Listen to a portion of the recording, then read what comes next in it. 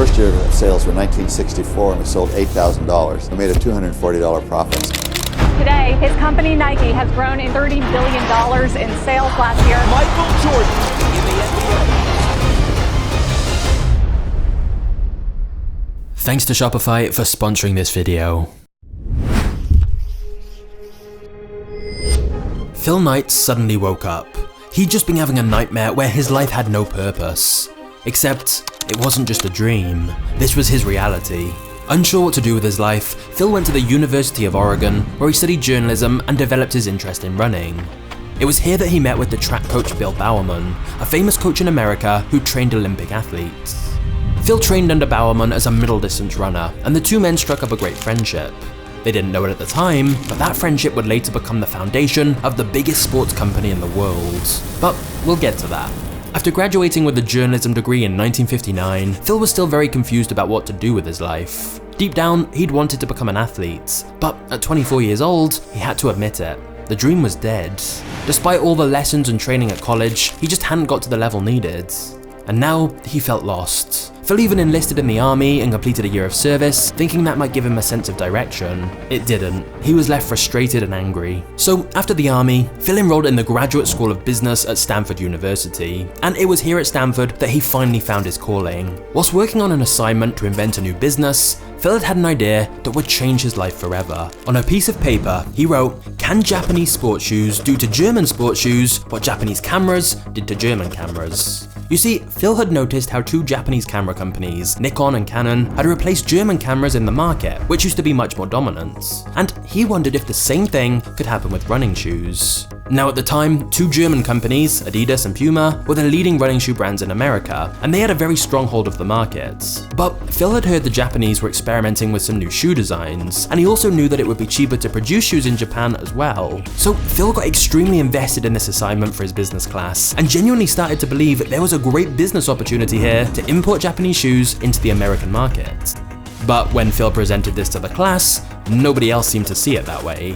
He even told some of his friends about the idea, but none of them seemed to pay much attention either. Of course, if Phil did want to actually pursue this idea himself, he knew how difficult it would be. He didn't know anyone in Japan to reach out to, and he knew absolutely nothing about importing Japanese shoes, or even how to sell them in America for that matter. So, could he really just do it?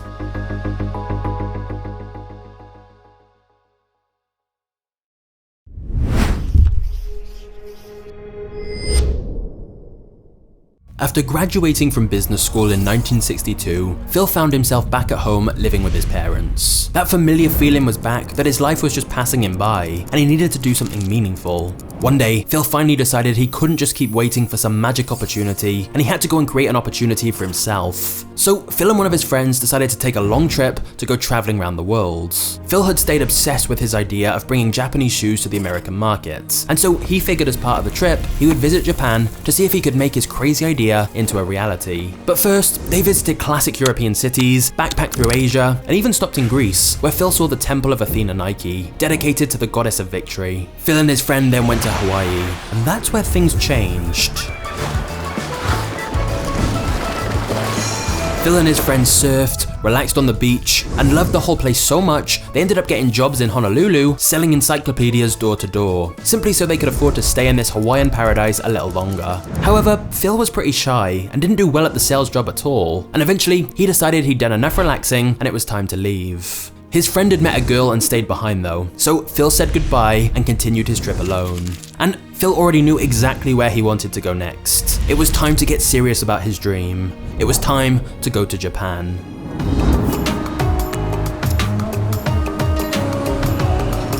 In 1962, in the city of Kobe, Phil came across one particular running shoe that caught his eye. The brand was called Tiger, and the shoes were manufactured by a company called Onitsuka. Not only did he like the design, the shoes ticked the two main criteria Phil needed. They were clearly high quality shoes, and yet they were relatively cheap. Phil liked the shoes so much that he cold called the owners of the shoe brand and managed to arrange a meeting. Feeling both nervous and excited, Phil put on a suit and went to meet the manufacturers of the Japanese shoe he liked so much. Before going, he bought a copy of How to Do Business with the Japanese and memorized as much information as he could. Despite Phil having zero expertise in the business, he introduced himself in the meeting as an American shoe distributor who was going to help market their shoes in America. It turns out that Onitsuka had been looking for a way to sell its shoes in America already, so they were actually very excited when Phil came to them with the same idea. Perhaps that's why they were willing to overlook the fact that Phil looked like he was fresh out of university, which he quite literally was. But despite being a recent graduate in his 20s with no actual experience of running a business, Phil had memorized lots of facts and statistics about the American shoe market from his assignment at university, and so he was basically able to recite parts of his presentation during the meeting, and so it looked like he completely knew what he was talking about. The Japanese managers were impressed. However, one of them asked Phil a very simple question.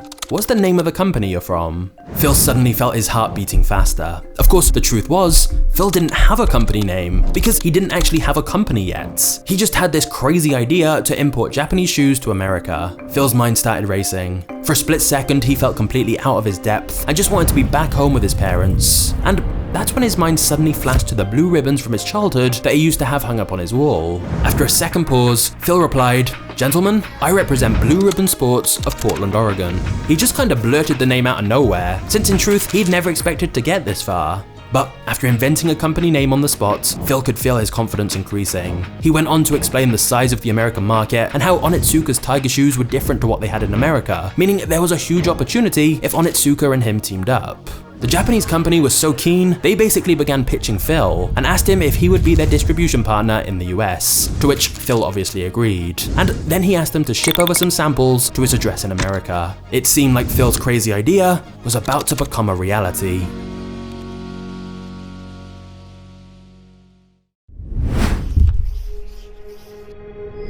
One month, 2 months, 3 months, 4 months, the time kept passing and no shoe samples arrived. Phil couldn't understand it. He'd returned to America so excited and optimistic because it seemed like his meeting with the Japanese shoe manufacturer had gone so well. So he wrote to them to find out what was going on with the samples he'd been promised, which he'd paid $50 for. He then got a letter back saying, "Shoes coming in just a little more days." Phil was back at his parents' house, and so he showed the letter to his dad, who just chuckled and said, "Son, that $50 is long gone." Had Phil really been scammed? Depressed, Phil went and got a job to try and make some money. He ended up working as an accountant, but he didn't really like it. And then suddenly one morning, 12 sample pairs of shoes from Japan arrived on his doorstep. They were finally here, and it was worth the wait. They were just like he'd hoped. Phil was so excited that he went to see his old running coach Bill Bowerman to show him the new shoes and see what he thought. Bowerman was highly respected in the world of running, and he'd always been obsessed with improving athletes' shoes. In fact, back when Phil was at university with him, he'd noticed Bowerman take student shoes and cut them open and make adjustments. For example, adding more cushion or using more lightweight materials and then stitching them back together. Sometimes his experiments just made their feet painful, but quite often, Bowerman improved the shoes and made them better or more comfortable for running. One thing was for sure, Bowerman really knew his stuff when it came to running shoes, and that's why Phil had been so keen to hear his opinion on his new Japanese running shoes. Surprisingly, Bowerman liked the sample shoes so much that he offered to be Phil's business partner. And Bowerman was basically the perfect partner to have. He'd spent his life on the track training athletes, was one of the most experienced track coaches with countless records, and he was obsessed with the construction of track shoes. So Phil and Bowerman agreed to be co-founders of this new company, Blue Ribbon Sports, with both of them investing $500 each into their new company. And all that money was used to order 300 pairs of shoes from Japan at a price of roughly $3.33 per pair. Phil also wrote a letter to Onitsuka asking if Blue Ribbon Sports could be the exclusive distributor of these Tiger shoes in the Western United States. They agreed, and shortly after, in April 1964, a shipment of 300 Tiger shoes arrived from Japan. Phil now had a shoe supplier, a business partner, and hundreds of shoes to sell. There was just one problem. What Phil didn't have was anywhere to sell the shoes. You see, when Phil went to all of the local sporting goods stores to see if they'd stock the shoe, they didn't take Phil seriously, and they said they had no need for another track shoe. So Phil realized he was gonna have to sell these shoes himself.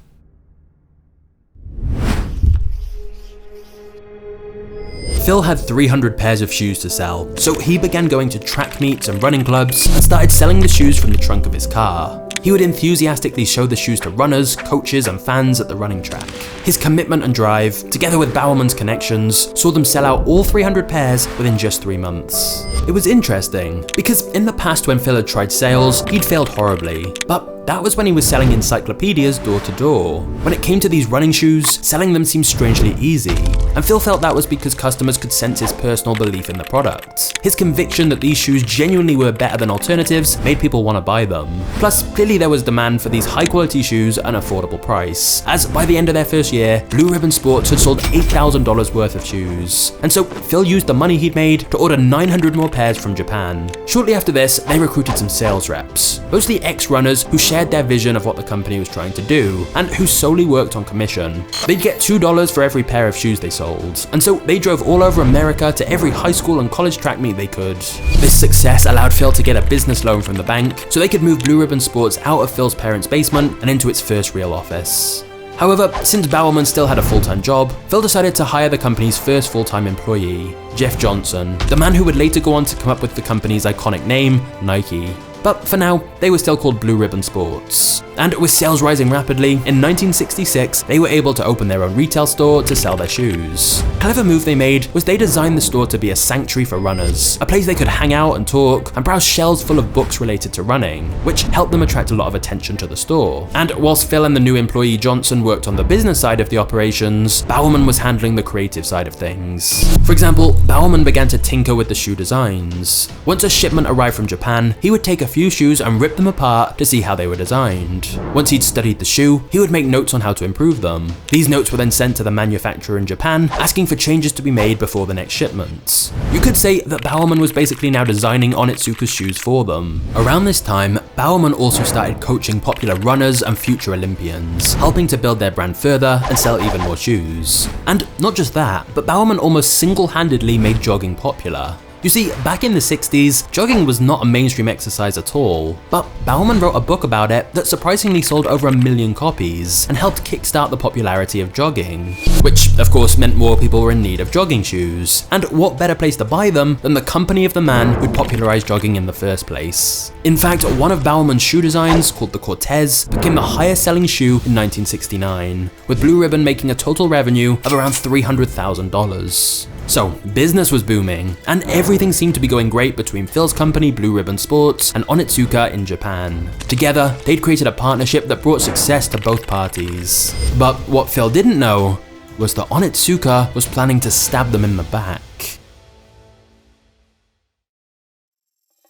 Hearing this story of Nike shows how difficult it was for entrepreneurs to execute on their ideas back then. Phil literally started by selling shoes out of his car. But now, anyone with an idea for a product can start selling online quickly and easily with Shopify. Shopify allows anyone, even those with no technical skills at all, to create, grow, and manage a business. What I love about Shopify is how much time it saves you. In just a few clicks, you can create a stunning, professional-looking online store that's completely tailored to your business, and begin selling your products and receiving payments. For me, having an online business had always been my goal. I wanted to be able to travel anywhere in the world and know that wherever I am, my business is still making money. And thanks to the support from you guys, I've now been able to do that. But that's why I genuinely think Shopify is so awesome. It lets entrepreneurs with an idea make that happen and begin earning money from anywhere in the world. So if you're ready to take the first step towards starting your own business, click the link in the description below now to get started with Shopify today.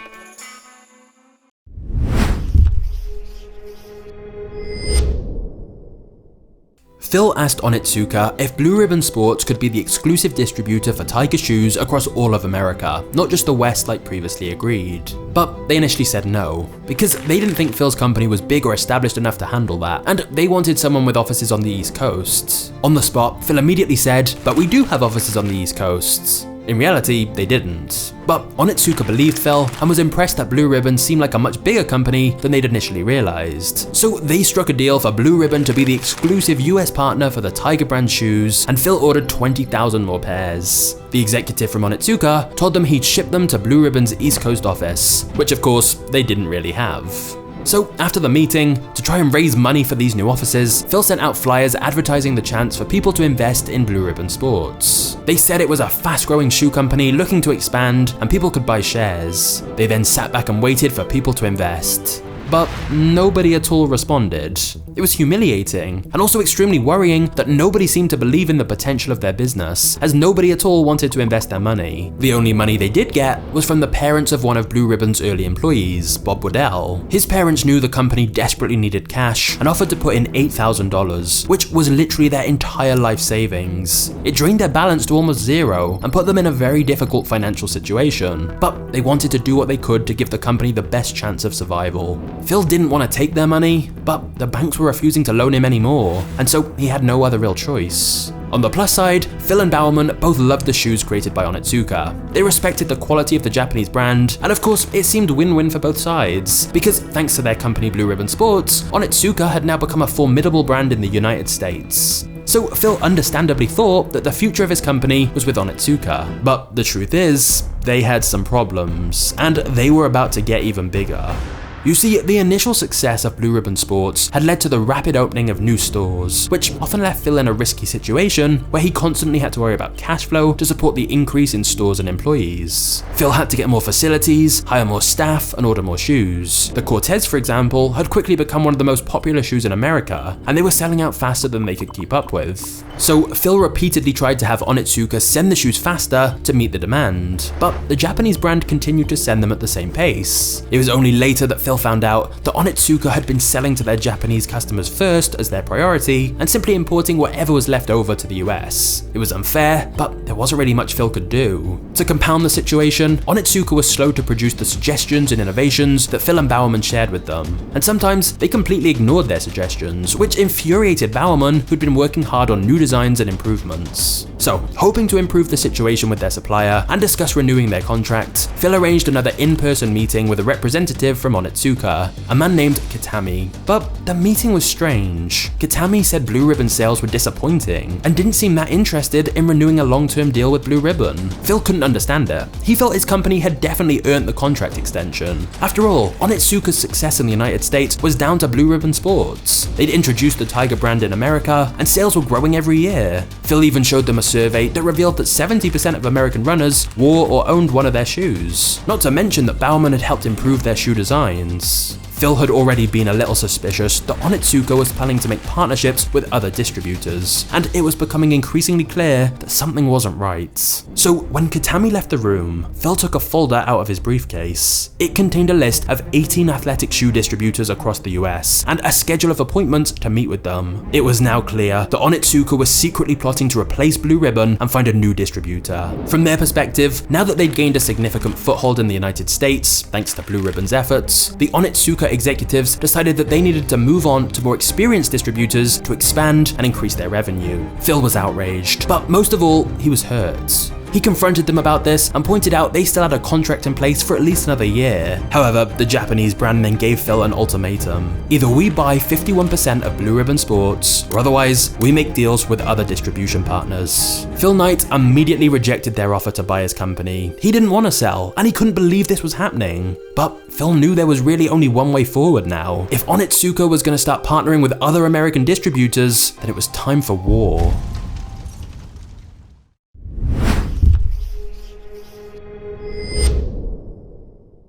It took a little while for Phil to get over the shock of everything that had gone down in the meeting, but when he did, he decided to strike back. Phil and Bowerman realized that losing the Onitsuka Tiger brand wasn't necessarily the end of the world. In fact, maybe this was an opportunity. They could be so much more than just a distributor. After all, the Cortez, Onitsuka's best-selling shoe, was Bowerman's design. So why couldn't Blue Ribbon just make their own shoes and sell them? Plus, that way, they wouldn't have to keep waiting for shipments to arrive, and they could make as many shoes as they wanted.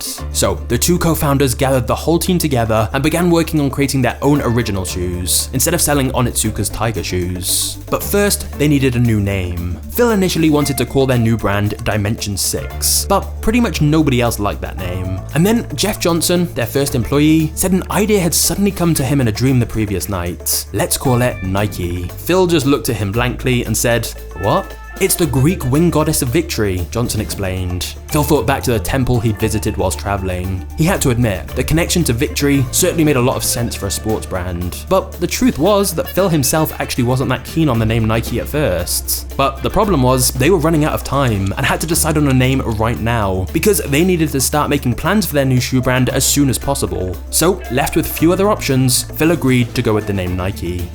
Next up, they needed a logo. So they recruited a graphic design student from a nearby university to create it, and she came up with the now iconic swoosh. She got paid just $35 for it. But now that the name and logo were sorted out, there was one more crucial thing they needed to do to really take the fight to Onitsuka. Phil needed a shoe manufacturer who could produce their new high-quality shoes at an affordable price. They already had the design they wanted to use for their first shoe with the Nike logo, which was basically a new version of the popular Cortez, but they had to find the right manufacturer to make it. And all the initial manufacturers they tested seemed to have quality control issues. At a company meeting, Phil told his employees, "Our partnership with Onitsuka is over, and we're completely on our own now. We have this new line we're working on now, which we're calling Nike, but there are big problems with the quality. We're trying to get it fixed, but we don't have much time, so there's no margin for error." Phil looked down the table at the employees in the meeting and realized everyone was slumped in their seats, looking defeated, as if losing their deal with Onitsuka meant the end of Blue Ribbon Sports. Phil realized he needed to inspire his team, and so he pivoted his speech and said,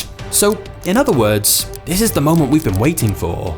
Everyone around the table looked up, and Phil continued, "No more selling someone else's brand. Onitsuka has been holding us down for years. Their late deliveries, their mixed up orders, their refusal to hear and implement our design ideas. Let's not look at this as a crisis, let's look at this as our liberation."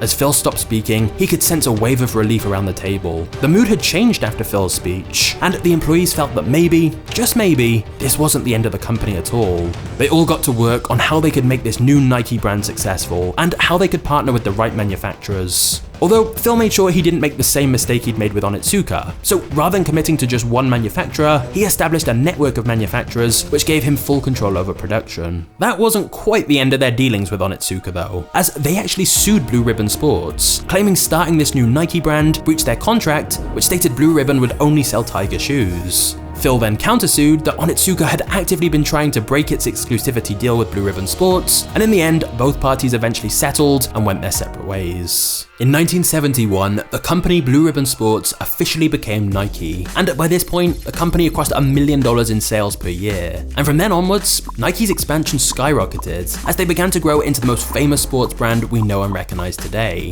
At the 1972 Olympics, Nike featured heavily, giving them a lot of exposure on a global stage. Revenue rapidly rose to $14 million in 1976, and then doubled in just 1 year to $28 million in 1977. Around that time, Phil opened new factories around the world and continued to reinvest everything in more growth. And it was working. Nike was on a huge upswing.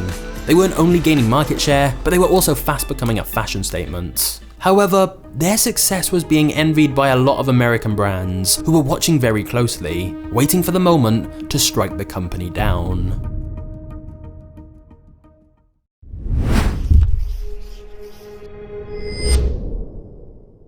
Things seemed to be going great for Nike. Sales were amazing, word of mouth was positive, and their legal disputes were behind them. The only slight problem was they were actually still quite cash poor. Phil was reinvesting every penny he could back into more growth, and even borrowing money to help ramp up expansion faster. To him, it was grow or die. So he kept ordering more and more shoes, opening more stores, and hiring more employees. To help fund this expansion, Phil was thinking about taking the company public. But then one morning he got a letter that changed everything. It was a bill from the US Customs Service saying Nike owed them $25 million.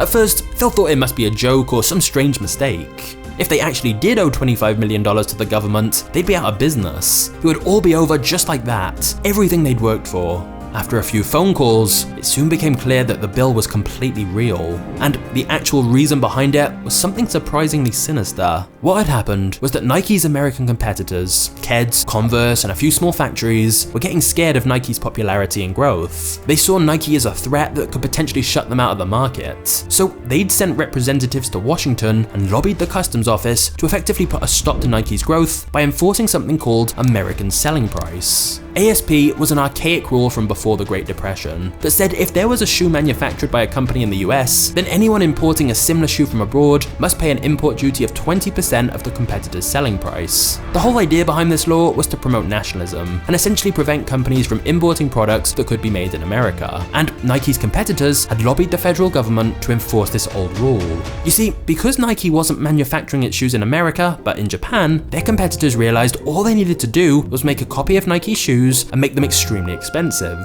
By doing that, they had successfully created an American alternative, and even though Nike shoes were the original thing, because Nike's products were being imported from another country, they got hit with the ridiculously high import fees because of this American selling price rule. This basically meant Phil would have to pay an additional $6 on every pair they imported. To make matters much worse, the import duties were backdated 3 years on every pair of shoes Nike had imported, which ultimately had led to the $25 million bill they received.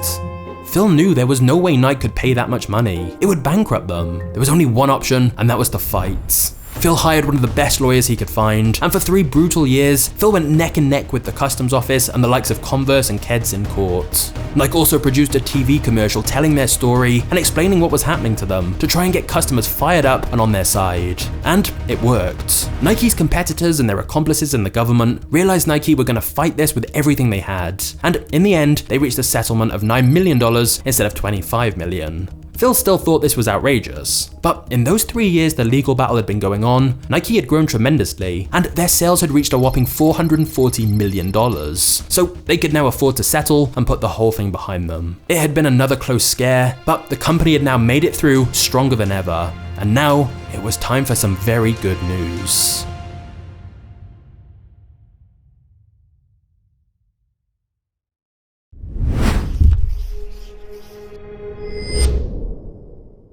In 1980, Nike became a public company, which effectively killed its cash flow problems completely and allowed them to ramp up their growth even more. And since Phil alone owned a 46% share of the company, he became a very wealthy man. But also, remember earlier on the parents of one of Nike's early employees invested their life savings into helping the company survive when they were low on cash? Well, they hadn't done that as an investment to make money at all. They'd simply done it to try and keep the company alive. But they'd been given shares in return. And so after Nike went public, Phil had one of the happiest moments of his career when he got to tell them their initial $8,000 investment was now worth $1.6 million. That money was obviously completely life-changing for them, and they couldn't believe it. From there on, Nike became bigger and bigger. Phil signed deals with 2 Chinese factories, which made Nike the first American shoemaker to be allowed to do business in China. They also branched out into selling clothes, and this not only helped them make more money and attract more investors, but it also gave them an advantage when negotiating endorsement deals with athletes, as they could now offer them more than just shoes. And celebrity endorsements were actually one of Nike's biggest keys to success. They agreed deals with rookie athletes like Tiger Woods and LeBron James in the very early stages of their career. And of course, when they went on to become massive stars, it massively boosted Nike's popularity. Although their most lucrative endorsement of all was with Michael Jordan. They spotted his potential early on and signed him for a sponsorship deal back in the beginning of his career. And as Jordan rose to stardom, his shoe line, Air Jordans, went on to make hundreds of millions of dollars. By 1986, Nike had overtaken Converse to become the biggest sports brand in America. And at this point, you might be thinking that Nike is simply an incredible business success story. But here's the thing. Behind all that success was a very dark secret. A secret that involved violent intimidation, slavery, harassment, and child labor. And that secret was about to be exposed. Okay, it's time for a very quick break while I ask you a favor. If you're enjoying this video so far, please turn on the notification bell for MagnatesMedia. I'm posting mini movies about business, money, marketing, and more, but just subscribing doesn't always mean you'll see them. So please consider turning on notifications, and I'll love you forever.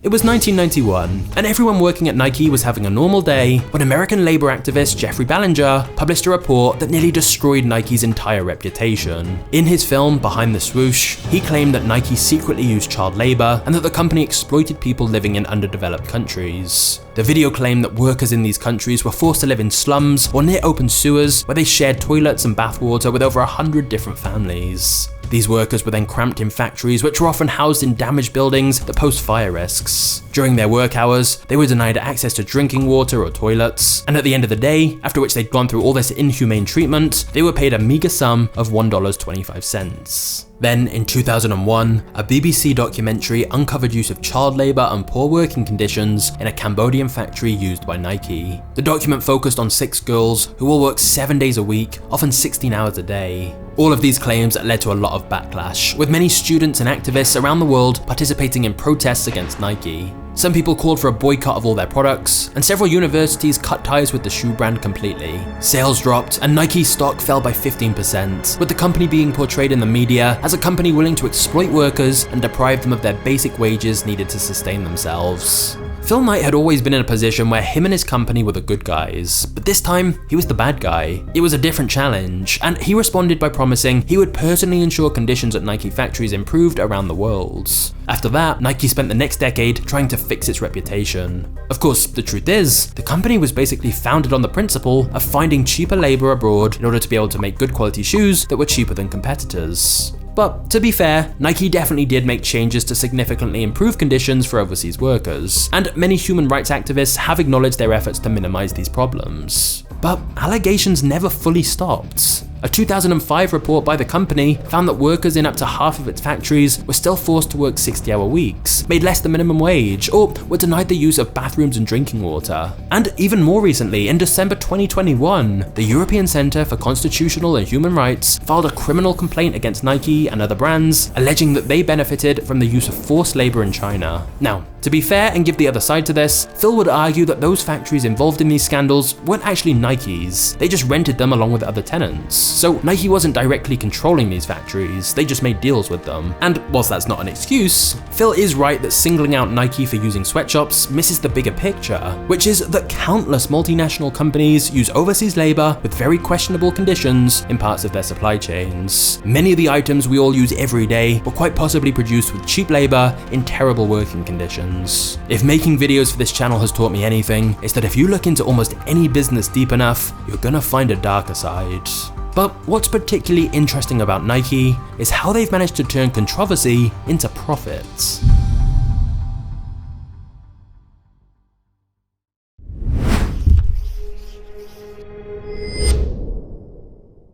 In 2018, Nike launched a new ad titled Dream Crazy with former NFL player Colin Kaepernick as the voice and face of its new Just Do It campaign. Kaepernick himself posted a black and white close-up photo of his face with the words, "Believe in something, even if it means sacrificing everything." That statement was in reference to a controversy that began back in 2016, when Kaepernick himself triggered a political scandal by kneeling during the US national anthem to protest against racial injustice and police brutality in America. Many people, including then President Donald Trump, claimed that Kaepernick was disrespecting the flag and the country. So Nike's partnership with Colin was controversial to say the least. Their stock price immediately fell 2.5%, and many people across the United States destroyed their Nike shoes and declared a boycott of the company. But then something interesting happened.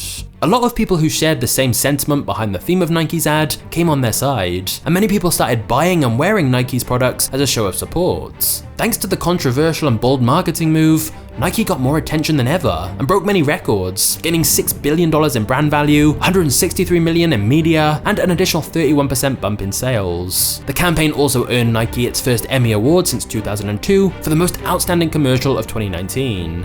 In the end, all the shouts for the boycott of Nike products had little significance or any major impact on its sales. And this wasn't the first time that Nike had leaned into controversies to make more money.